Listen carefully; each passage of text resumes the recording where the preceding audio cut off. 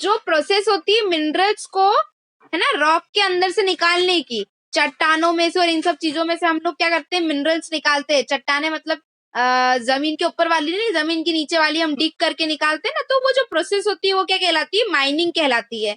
ठीक है। Open cast mining क्या होती है, जो खुले में होती है। ठीक है।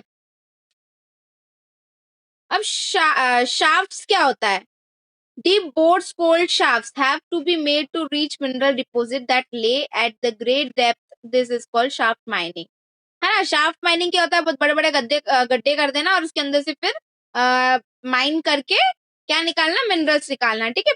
Petroleum and natural gas offers far below the earth surface deep well as bore to take them out, this is called drilling.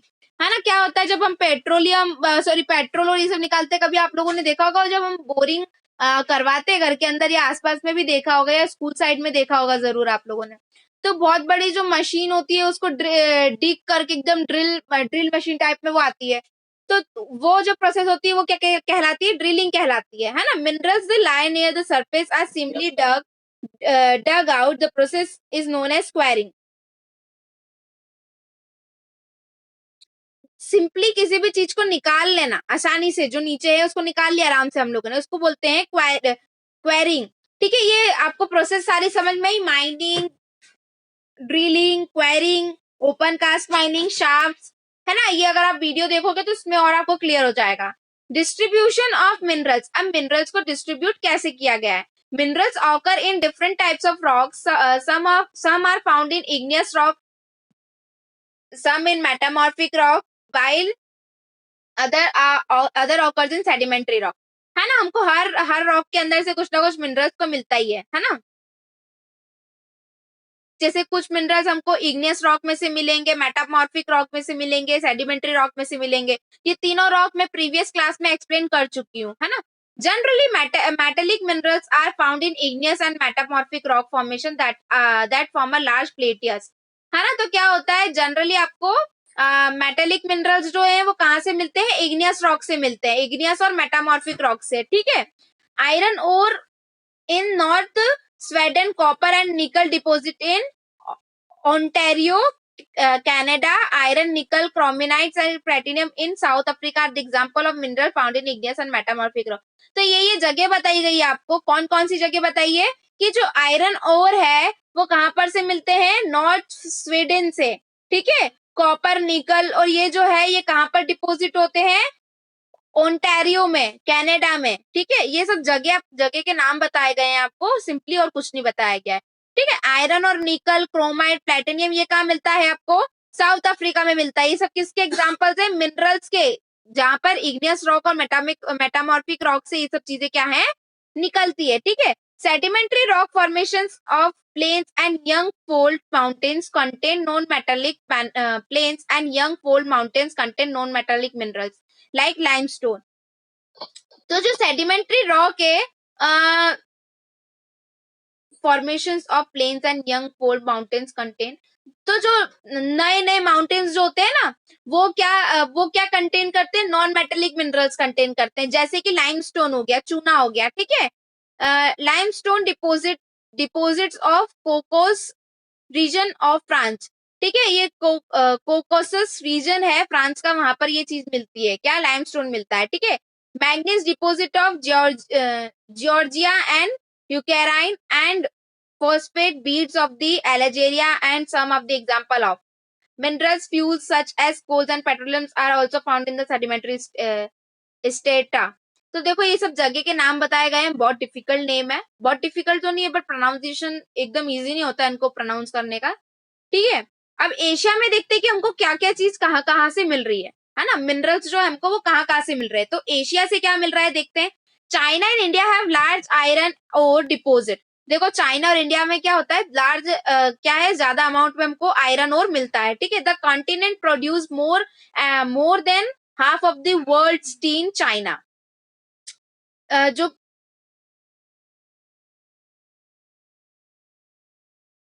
आपने वो क्या कहते हैं उसको, चीनी वगैरह ये सब चीजें सुनी है। ठीक है। Yes ma'am. तो जो चाइना है वो पूरे वर्ल्ड का अगर हम वो करें तो चाइना आधी से ज्यादा चीजें जो है वो खुद ही प्रोड्यूस कर देता है, ठीक है। Malaysia and Indonesia, Malaysia and Indonesia are among the world's leading tin producer. Tin जो होता है ना, मैंने आपको चीनी बता दिया, बट वो टीन जो होता है, टीन सुना है कि नहीं सुना पता नहीं, बट जो टीन होता है वो कहाँ पर मिलता है, मलेशिया और इंडोनेशिया में सबसे ज्यादा अमाउंट पे, वर्ल्ड के सबसे ज्यादा अमाउंट पे यहाँ पर मिलता है, ठीक है। China also leads in the production of lead. जो लेड होता है आपका वो भी कहाँ पर मिलता है, चाइना में। एंटीमोनी एंड टंगस्टेन वो भी कहाँ पर मिलता है, चाइना में। एशिया ऑल्सो है डिपोजिट मैग्नीज, बॉक्साइट, निकल, जिंक, कॉपर। तो ये सारी चीजें कहाँ से मिलती है हमको, एशिया में डिपोजिट है ये सब चीजें, ठीक है। अब अगर हम यूरोप की बात करें तो यूरोप आयरन ओर का प्रोड्यूसर है ना। वहां पर से हमको क्या मिलता है, आयरन ओर मिलता है, ठीक है। ये जो है ये सबसे ज्यादा रशिया हो गई, यूक्रेन हो गया, स्वीडन हो गया, फ्रांस हो गया, यहाँ पर सबसे ज्यादा क्या पाया जाता है, आयरन ओर पाया जाता है, ठीक है। Minerals deposits of copper, lead, zinc, manganese and nickel are found in the Eastern Europe and Europe, Russia. तो मिनरल्स कहाँ पर डिपोजिट होते हैं, जैसे कॉपर हो गया, लीड हो गया, जिंक हो गया, मैग्नीज हो गया, निकल हो गया, ये सब कहाँ पर मिलते हैं हमको, ईस्टर्न यूरोप में और यूरोपियन रशिया में, ठीक है। ये सब आपको नाम बता गया कि कौन कौन से मिनरल्स जो है वो कहाँ कहाँ पर पाए जाते हैं, है ना। नॉर्थ अमेरिका की अगर हम बात करें तो नॉर्थ अमेरिका में मिनरल्स जो है वो कहाँ, 3 जोन में जो है बटे हुए हैं। Canadian region north of the Great Lakes, ठीक है, ये पहला रीजन है आपका। The Appalachians region of the mountain ranges of the west, second region. तो यहाँ पर क्या मिलता है आपको, आयरन ओर, निकल, gold, uranium, copper, minted and, इसको पढ़ो, पढ़ने पे समाएगा। अगर मैं एक्सप्लेन करने लगूंगी तो आपके माइंड से सब चीजें क्या है निकल जाएगी। तो देखो कैनेडियन रीजन में क्या क्या चीजें पाई जाती है, आयरन ओर, निकल, गोल्ड, यूरेनियम, कॉपर, ये सब चीजें कहाँ पर पाई जाती है, कैनेडियन में, है ना।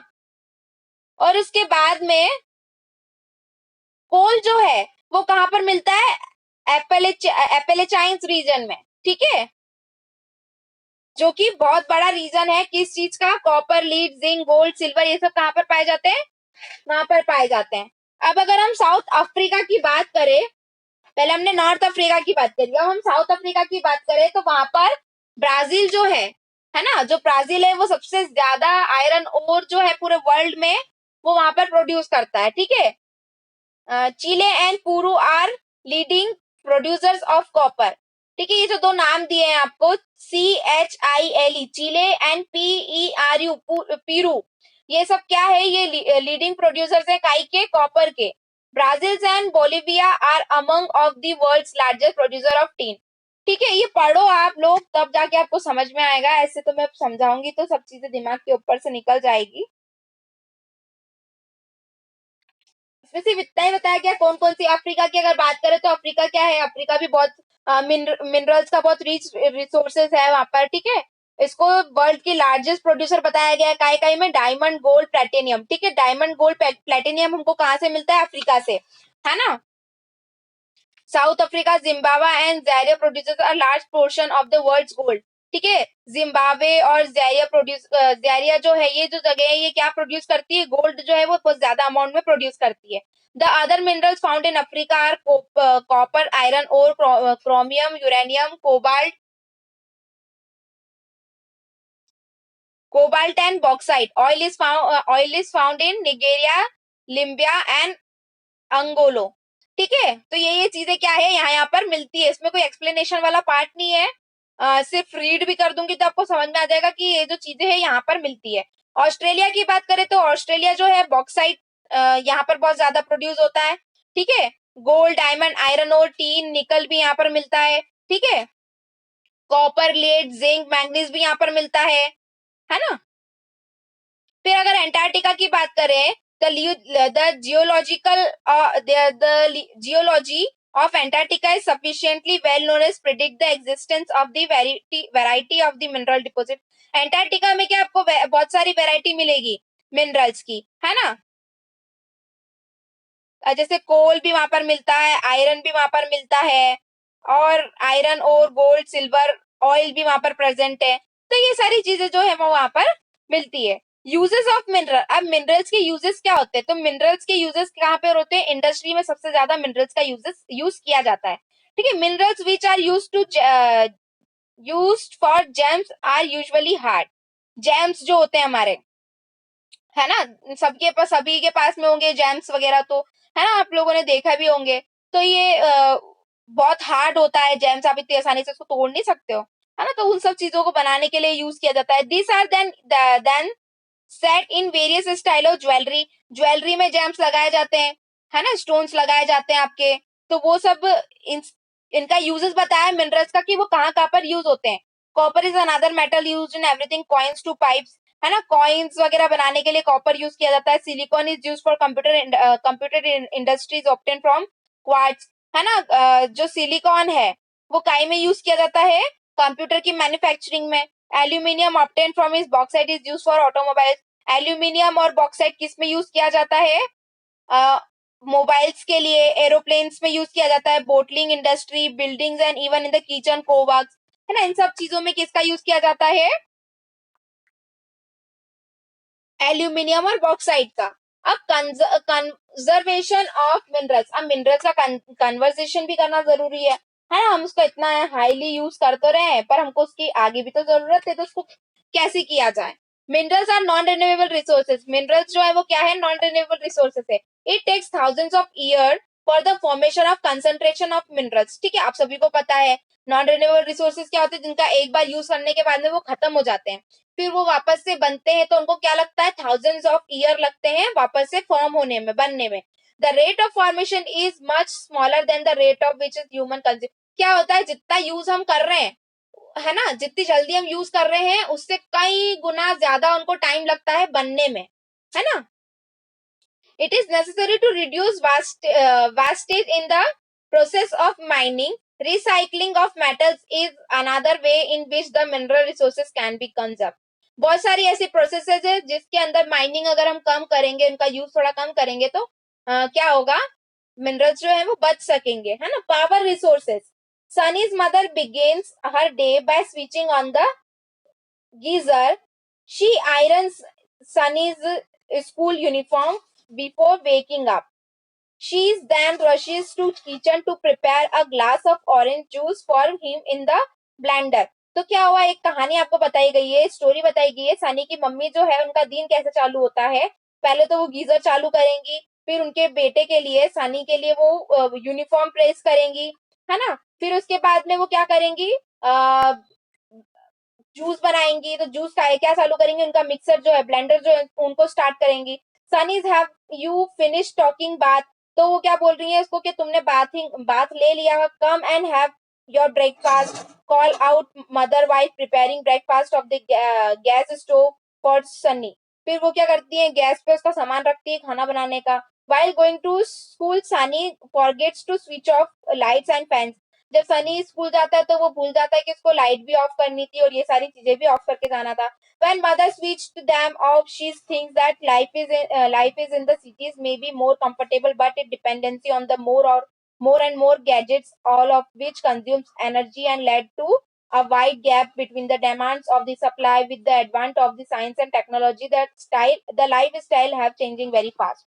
तो आपको क्या बताया गया इसके अंदर कि देखो हमारी दिनचर्या जो है स्टार्टिंग से ही इलेक्ट्रिसिटी और इन्हीं सब चीजों से क्या है स्टार्ट होती है ना। वायर्स वगैरह काई से बनते हैं? सब मिनरल्स से बनते हैं, आयरन से बनते हैं, है ना, लोहे वगैरह से बनते हैं सभी चीजें। तो उसकी मम्मी सोच रही है कि यार यहाँ सिटी में कितनी कंफर्टेबल लाइफ है। अगर हम इसको कंपेयर करें कहाँ से, अगर हम इसी को कंपेयर करते हैं अर्बन एरिया से, तो वहां पर क्या इतनी सारी चीजें फैसिलिटीज है क्या? बिल्कुल भी नहीं है इतनी सारी फैसिलिटीज, तो है ना।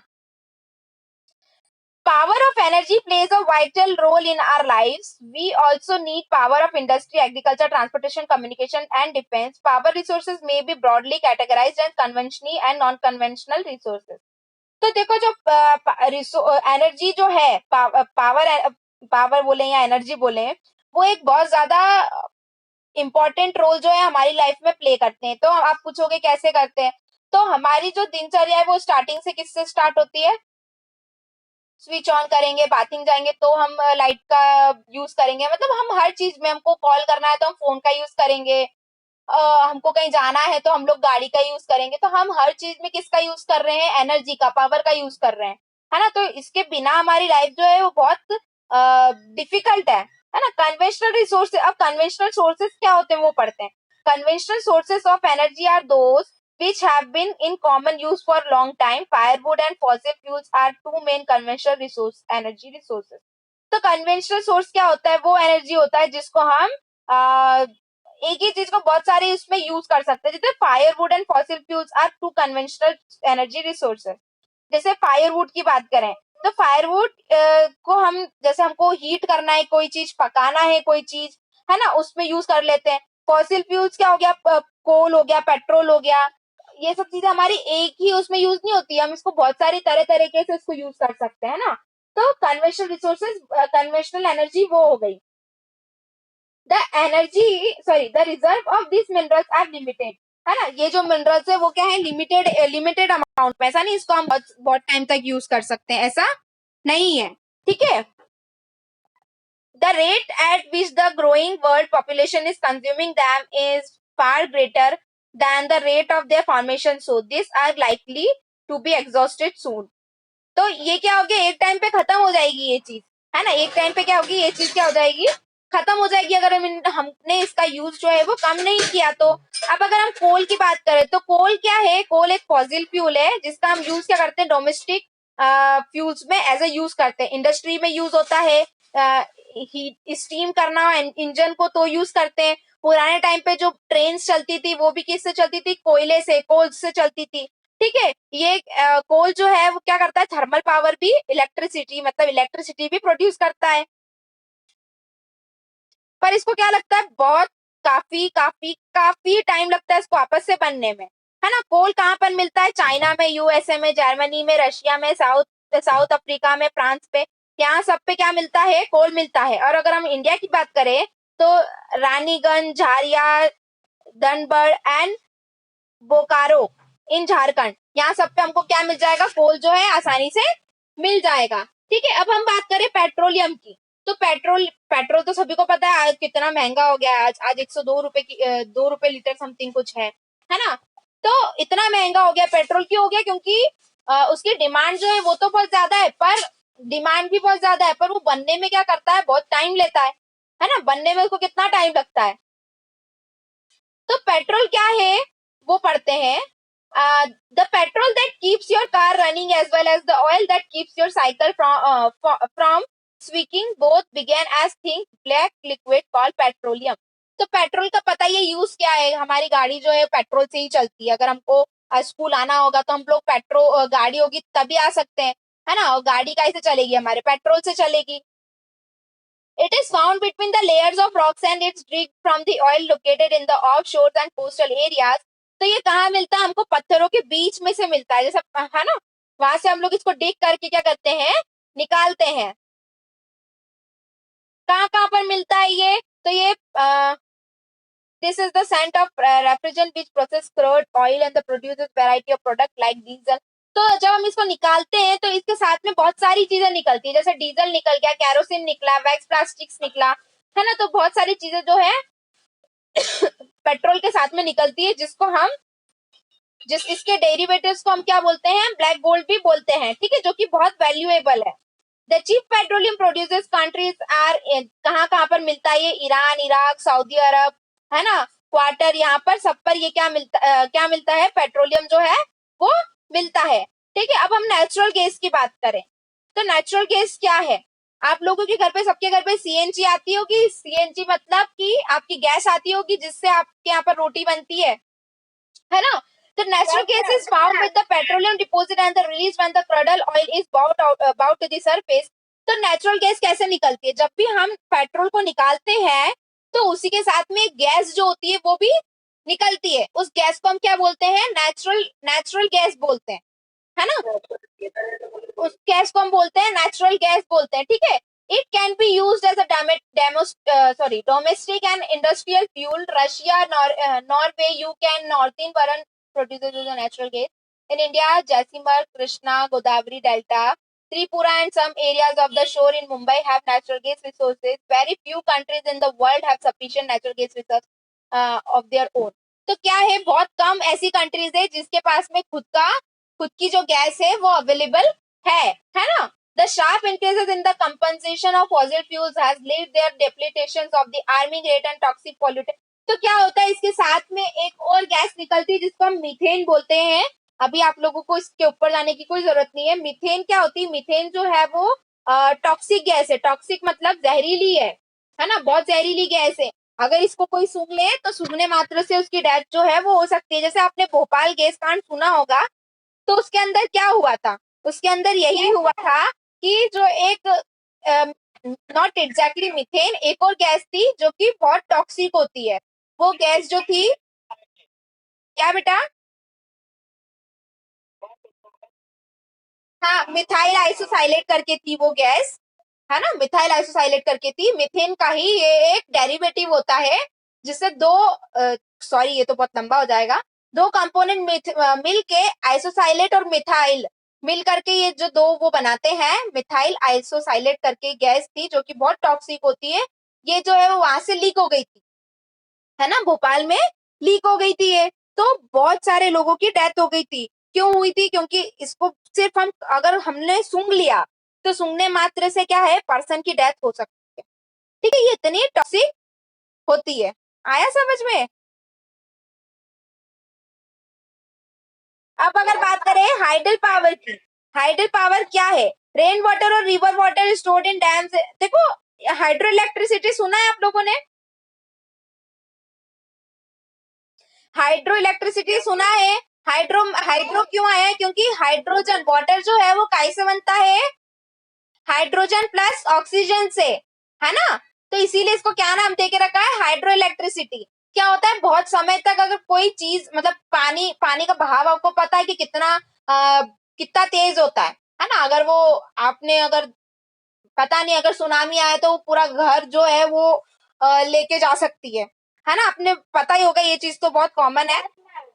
तो आप लोग को तो इलेक्ट्रिसिटी प्रोड्यूस होती है वाटर से. तो वो कैसे होती है, ये आप लोगों को फोटो दिख रहा होगा. काफी समय तक पानी, डैम का वाटर जो है वो रोका जाता है, उसके ऊपर बहुत सारी चीजें जो है वो रखी जाती है.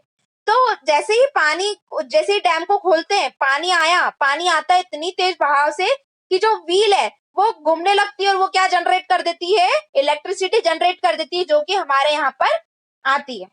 ठीक है, तो ये हाइडल पावर यही था कि ये कहाँ कहाँ पर प्रोड्यूस होती है.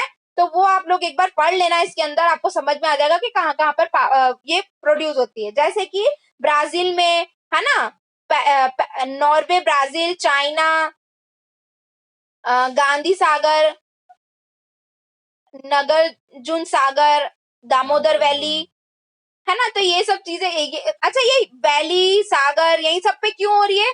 क्योंकि पानी जो है वो वहीं पर है, डैम्स जो है वो वहीं पर क्रिएट हुए हुए हैं, है ना. तो इसीलिए वो वहीं से जो हाइड्रो इलेक्ट्रिसिटी आपकी प्रोड्यूस होती है और फिर हमारे तक वो आती है. आया समझ में?